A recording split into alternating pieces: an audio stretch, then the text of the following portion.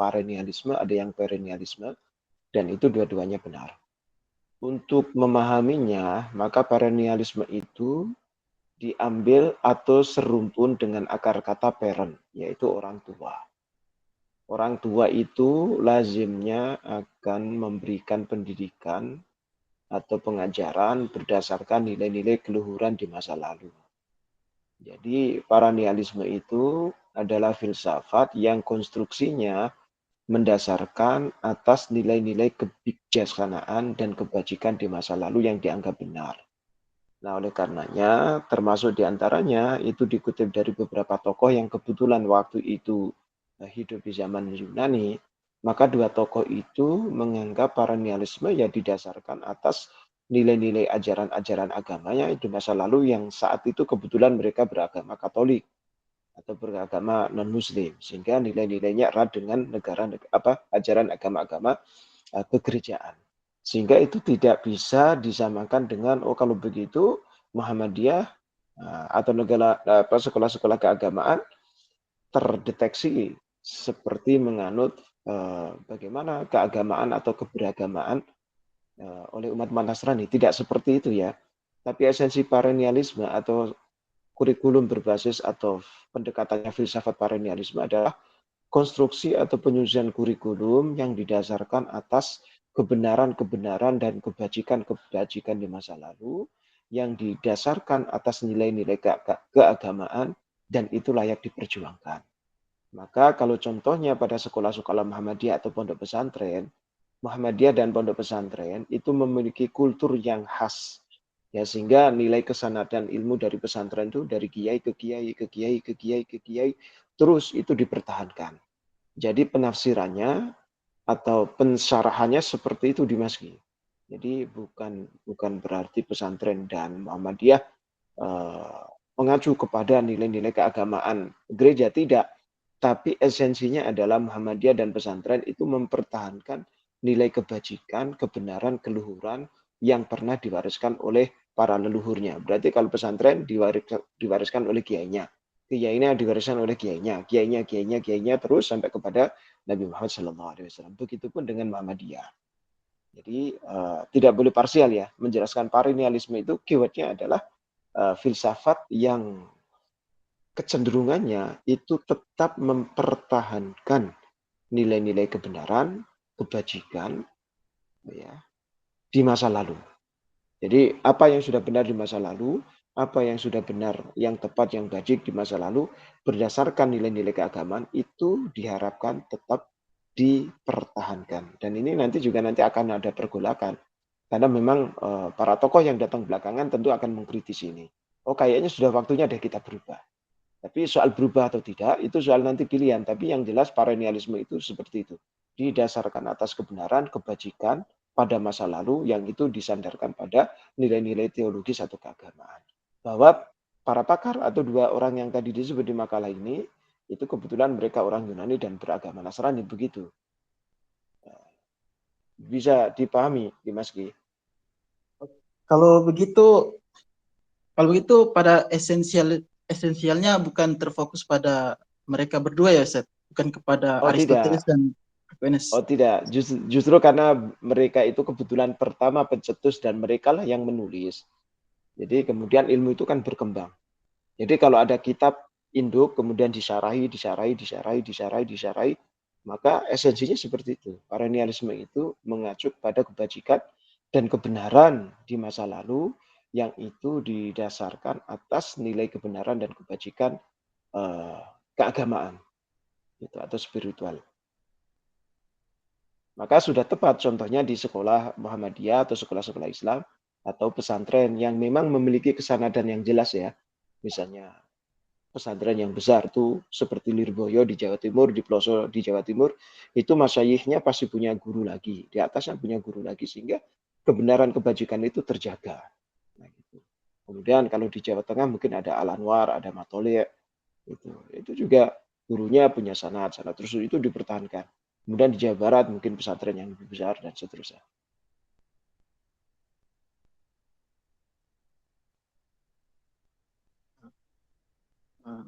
Tidak, Ustaz, Oke, sudah dapat. Kalau begitu kurikulum perennialism ini dianut juga ya, Ustaz, ya di kurikulum Iya, Indonesia. sangat dipakai di Indonesia. Bahwa nanti di Indonesia itu ada irisannya. Ini masuk konstruksinya adalah filsafat perennialisme. Misalnya Indonesia itu kan mengajarkan tentang gotong royong, tenggang rasa, saling menolong, kerjasama, kejujuran, kedisiplinan, kemudian demokrasi yang belakangan dimasukkan.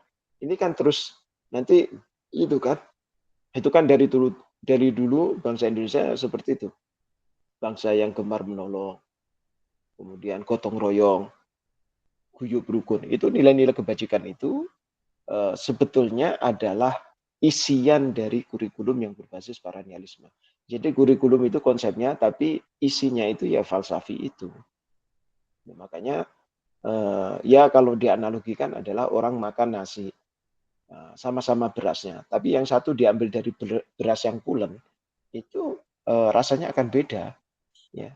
Beras yang harganya 10.000 per liter dengan beras yang harganya 75.000 akan beda. Sama-sama dengan nasinya, kalau dimasak ya sama-sama mengenyangkan, tapi rasanya beda. Gitu. Kalau yang makan nasi 10.000 sepiring nambah, tapi kalau yang makan nasi 70.000 seliter sepiring cukup. Karena memang di situ ada gizi. Jadi filsafat itu adalah gizi dari kurikulum. Oke, baik, saya sudah paham, Ustaz. Terima kasih Oke, pada baik. Saya kembalikan ke Jabal Nur dan Rehan. Baik, Ustaz. Selanjutnya pertanyaan dari saudara Rehan. Bagaimana implikasi perennialisme dalam kurikulum? Begitu saudara Rehan. Mungkin teman-teman siapa tahu ada mau menjawab dari saudara Rehan atau Kurniawan Majid.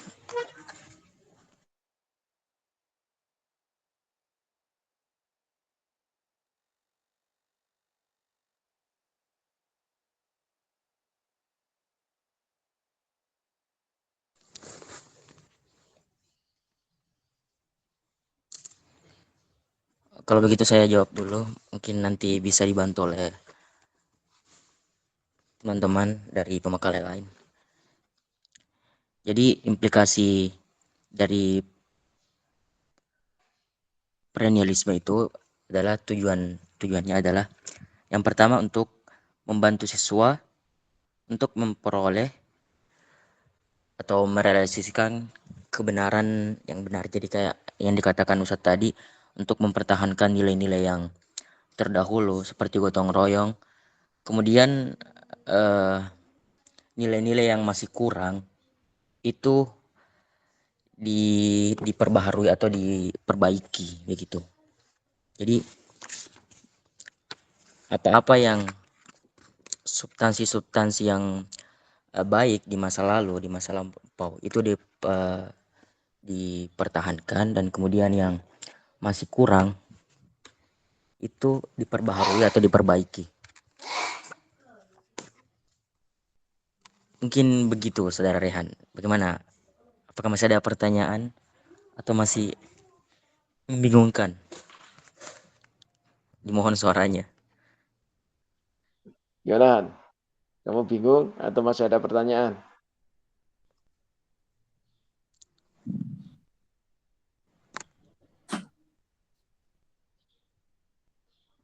Saudara Rehan begitu sulit. Iya. Iya. Ini akibat euforia semalam timnas menang ini. Jadi masih pada ngantuk itu. Bener, Ustaz. Enggak, Pak, ini saya lagi baca-baca. Nah, ini keren. Ya, implikasinya itu sebetulnya pertanyaan Rehan itu benar ya. Kita sebagai seorang akademisi itu memang kan sebetulnya pertanyaan-pertanyaan akademik, tetapi Anda harus bisa menjelaskan secara falsafi. Apa implikasi diberlakukannya filsafat perennialisme dalam kurikulum pendidikan di Indonesia? Yang pasti Rehan dan teman-teman semuanya. Jadi seluruh siswa di Indonesia dari berbagai jenjang pendidikan, satu, dia tidak kehilangan jejak kebajikan dan kebenaran terkait sejarah berdirinya bangsa. Jadi mereka tetap mengenal sejarah. Oh, dulu ada perjuangan ini. Oh, Indonesia itu pernah punya ini. Oh, Indonesia pernah punya Pangeran Diponegoro, punya Jenderal Sudirman, punya Imam Diponegoro, punya Ibu Kartini, dan seterusnya. Nah, nilai-nilai kepahlawanan itu akhirnya akan diturunkan. Ya, sehingga siswa SD sampai SMA mengenal bahwa di situ ada para pejuang, ada para pahlawan yang dulu pernah berjuang sampai di titik darah penghabisan untuk memperjuangkan Republik ini. Jadi patriotisme di situ ditumbuhkan sebab adanya muatan perennialisme. Satu. Kedua, tentang nasionalisme. Ya, nasionalisme itu sebabnya kenapa ada pelajaran PKN. Ya, dulu ada zaman waktu kecil saya PMP ya, Pendidikan Moral Pancasila waktu saya SD. Kemudian dirubah jadi PPKN, kemudian PKN sekarang berubah lagi. Mungkin mata kuliahnya berubah tapi kontennya itu beda. Kontennya secara esensi sama.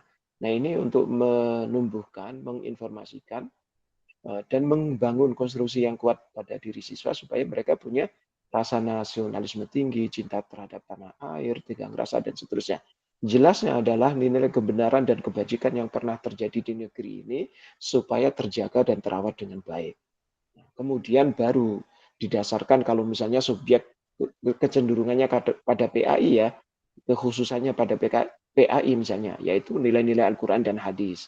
Itu kan Al-Quran diturunkan pada masa baginda Nabi Muhammad. Kemudian hadis pun juga lahir sebab baginda Nabi Muhammad SAW ada di muka bumi.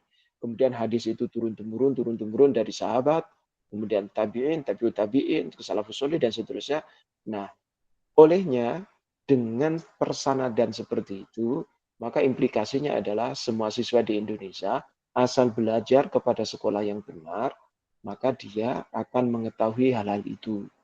Nah, di Indonesia lazimnya siswa akan tahu, oh, negara Indonesia itu memperoleh kemerdekaan secara resmi adalah pada misalnya atau dideklarasikan pada 17 Agustus 1945.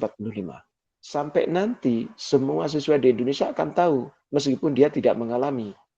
Karena itu kan ada informasi turun-menurun.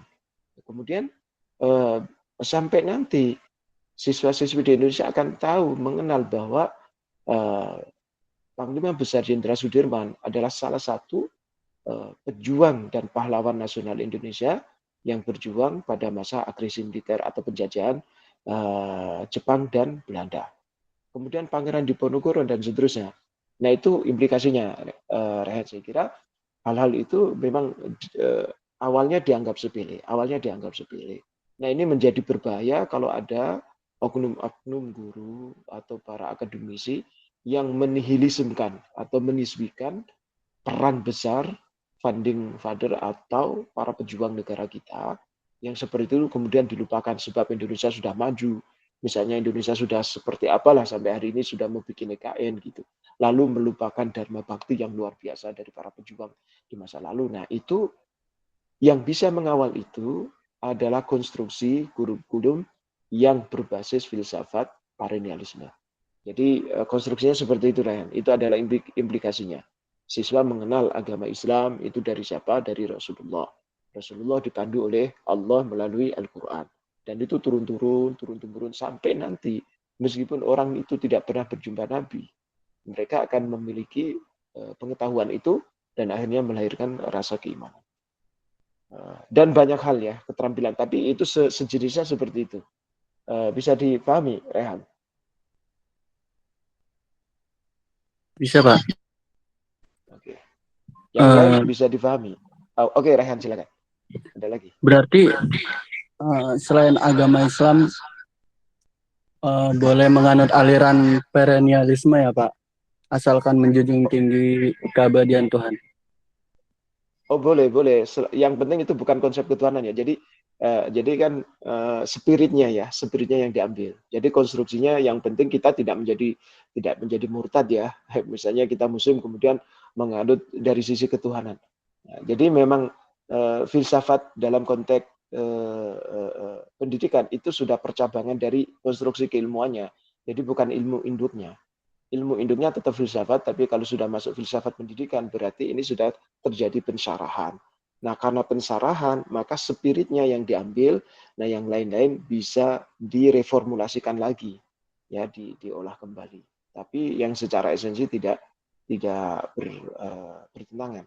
Jadi perennialisme itu adalah ajaran misalnya falsafat tentang ketuhanan ya atau tentang Tuhan, bahwa falsafat perennialisme itu mengajarkan atas kebenaran-kebenaran di masa lalu. Itu sebabnya misalnya masih ada orang Nasrani, Katolik, Protestan, Ortodok, Hindu gitu kan.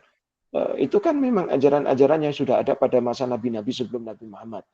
Ya, misalnya agama Kristen itu yang bersumber atau yang sangat kuat dianut pada masa Nabi Isa misalnya. Jadi para pengikutnya, maksud saya bukan Nabi Isa-nya, pengikutnya mengkultuskan itu. Sehingga ketika di Mansuh ada ajaran Nabi Muhammad tentang keislaman, tentang keesaan, mereka tidak mau menerima itu. Gitu. Itu saking kuatnya pengaruh mereka tentang menjaga kebenaran-kebenaran. Kalau sebut tadi dalam Al-Quran itu warisan nenek moyang mereka, aba'uhum. Gitu ya. Gitu. Jadi maka anak Ibrahimu Yahudiyah wala Nasraniyah wala kana hanifan musliman maka ada miskin. Itu bukan ayat itu, maksudnya ada ayat-ayat yang lain millata abaihim, millata abi gitu, millata abi Ibrahim dan seterusnya. Jadi kadang-kadang itulah yang dipertahankan oleh mereka sehingga ini ada korelasinya. Pemahaman filsafat perennialisme terhadap ketuhanan dan terhadap kurikulum itu secara esensi ada kesamaan tapi domainnya beda. Tapi kalau filsafat secara murninya bahwa mereka para pemeluk atau pemangku atau pengampu atau followers perennialism itu pasti dia akan sulit digoyah. Dia tetap akan meyakini kebenaran agama atau ketuhanannya sebagaimana yang pernah diakui oleh orang tuanya. Itu. Nah, termasuk di Indonesia. Itu. Termasuk pada agama Islam. Maka bagi mereka kalau berubah ya itu di Islam disebut murtad. Nah, itu konteks filsafat ya, tapi kalau dalam konteks filsafat pendidikan saya kira yang seperti tadi saya sampaikan bahwa implikasinya adalah seluruh siswa di Indonesia pada jenjang apapun pada akhirnya dia mengerti bahwa bangsa Indonesia itu pernah mengalami perjuangan yang luar biasa melawan para penjajah yang durasinya berabad-abad. Ada beberapa teori yang menyatakan 3,5 abad, ada juga yang kemudian cuma 180 tahun, karena sebelumnya itu VOC, whatever, apapun itu, tetapi pada rentang perjuangan itu kan ada para pejuang. Ya, dimulai dari Cut Nyak-Dien, misalnya Tengku Cuditiro, Pangeran Antasari, yang terekod ya, yang besar-besar. Pangeran Diponegoro, Imam Bonjol, semuanya itu adalah rajutan dari para pejuang sehingga olehnya bangsa Indonesia bisa merdeka. Nah, anak-anak itu nanti dikenalkan itu. Oh, Indonesia sekarang bisa seperti ini tuh dulu seperti itu. Sehingga tumbuhlah simpati, empati terhadap penghormatan dan penghargaan kepada para pahlawan. Nah, kemudian pada gilirannya dia akan melahirkan sikap patriotisme, cinta NKRI, ya macam-macam lah. Sehingga nanti kalau ada negara yang mau menggerogoti Indonesia misalnya dengan paham-paham baru, jadi imunnya atau daya juang atau daya tahan masyarakat Indonesia sudah kuat karena sejak dini sudah diingatkan Indonesia itu dulu pernah dijajah, kemudian sudah diperjuangkan. Masa kita hari ini mau kembali kepada masa di mana dijajah kembali? Nah, saya kira kalau dari aspek sejarah begitu dan kalau materi-materi yang lain bisa semisal seperti itu. Makanya perennialisme saya kira penting sekali konsep ini ada di dalam spirit kurikulum Indonesia. Oke, itu tambahan saya, Rehan.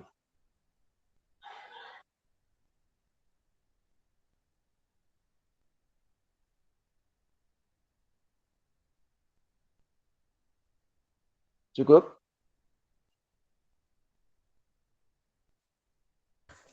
Gimana Saudara Rehan? Baik, Oke ya. Saya kira cukup ya, Jabal Nur, Ayatullah Rehan, satu lagi Pak. Kurniawan Majid Ustaz. Ya, Majid. Majid, saya kembalikan ke Anda bertiga, saya kira cukup dan biar ada waktu untuk saya bersiap-siap di kelas B. Terima kasih Rehan dan semua partisipan yang sudah menyimak dengan sangat baik dan sudah mengkritisi dengan kritisan yang sangat akurat dan tajam, dan itu penting buat kalian supaya keberadaan kurikulum itu tidak kosong gitu ya. Jadi kalau Anda mau jalan kemana-mana itu dompetnya nggak kosong-kosong amat, tapi ada isiannya. Nah, satu kunci adalah kurikulum itu jangan sampai kosong. Nah, supaya ada isiannya, maka di dalamnya harus ada isian-isian filsafat, antara lain paranialisme, eksistensialisme, progresivisme, pragmatisme, dan hal-hal yang berkaitan dengan falsafi, yang itu kalau dikombinasikan, maka irisan-irisan dari aliran filsafat ini akan mengisi ruang-ruang di kurikulum itu, sehingga memang kurikulum itu berisi, berbobot, dan berkualitas. Terima kasih Majid, Tapi Pak, Rehan, dan Jabal Nur. Oke, gimana Rehan? Silakan. Pak, kenapa Plato ini termasuk tokoh berpengaruh di aliran perennialisme ini, padahal dalam pemikirannya Plato berbeda dengan Aristoteles, Pak. Oh iya, karena Ya, dia sebagai inspirator kan. Jadi gini, mungkin Aristoteles adalah dia muridnya ya, dia muridnya Plato. Plato dulu, dia gurunya. Jadi kan guru dan murid itu berbeda kan, ya.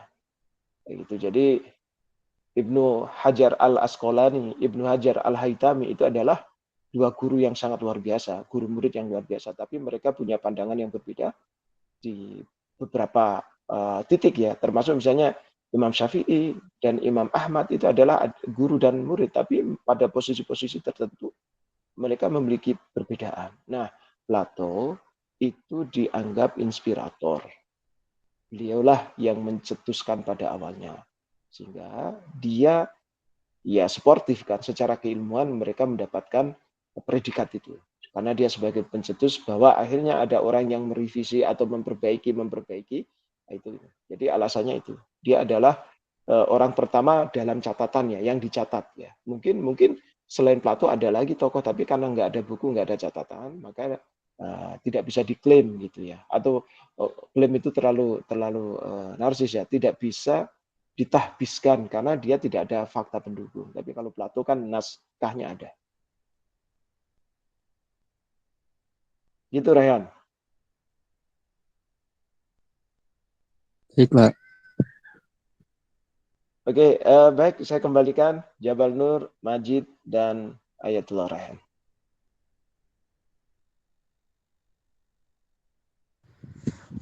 Baik Pak, terima kasih ilmunya.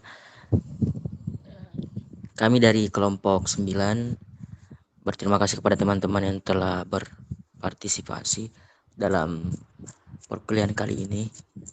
Kami kelompok 9 mengukuhkan diri. Assalamualaikum warahmatullahi wabarakatuh. Waalaikumsalam warahmatullahi Waalaikumsalam warahmatullahi wabarakatuh. Waalaikumsalam warahmatullahi wabarakatuh. Kosma, tolong di SS ya.